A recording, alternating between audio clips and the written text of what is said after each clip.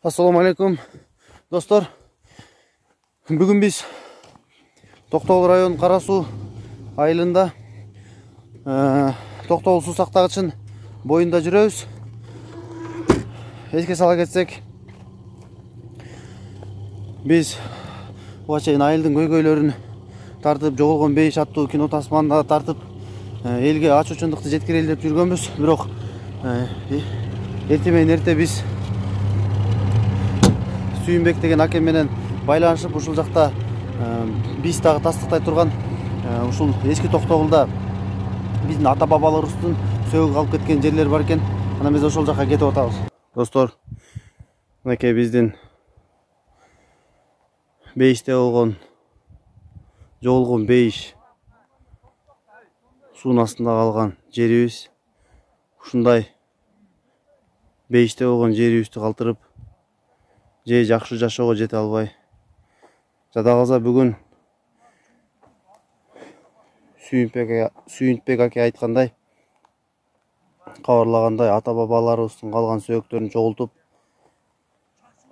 Куран түшүрүп,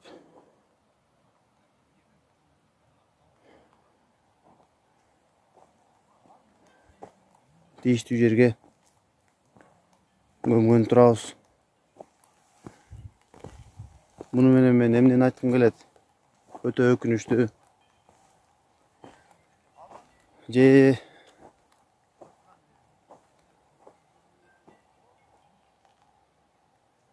ата бабаларыбыз кылымдап канын төккөн мекенин коргой албай, жада калса көмүлгөн жайларына чейин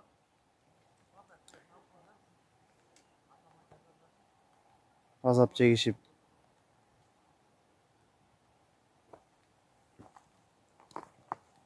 ата бабаларын кабыргасы кайышса дагы ошол кезде мажбур болуп, бийликтин кыйноосу менен элге пайда, бөлөк кыргыз жерине пайда болсун деп жерин бошотуп беришкен. Эми эң өкүнүчтүүсү, андан кийинки жашоолорубуз дагы, айыл жер кезинде жашоолор дагы жарыткан жок. Бул эң өкүнүчтүүсү.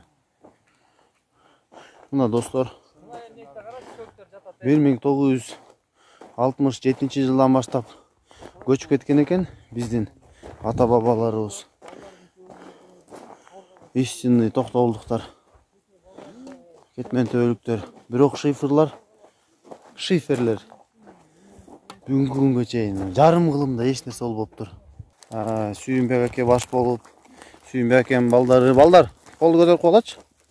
Красавчиктер. Ушул жаш, бири 9 класс, бири 7 класс инилерибиз кайдыгер карабай ушул жердеги ата бабаларыбыздын суу астында калган сөөктөрүн чогултуп, көмүп, Куран түшүрүп, мусулманчылык парстарын кылып жүргөн экен. Ошондуктан азыр биз сиздерге бул жерде ал этекте эмес, адамдардын тетекке чейин барып койбойлу жөн.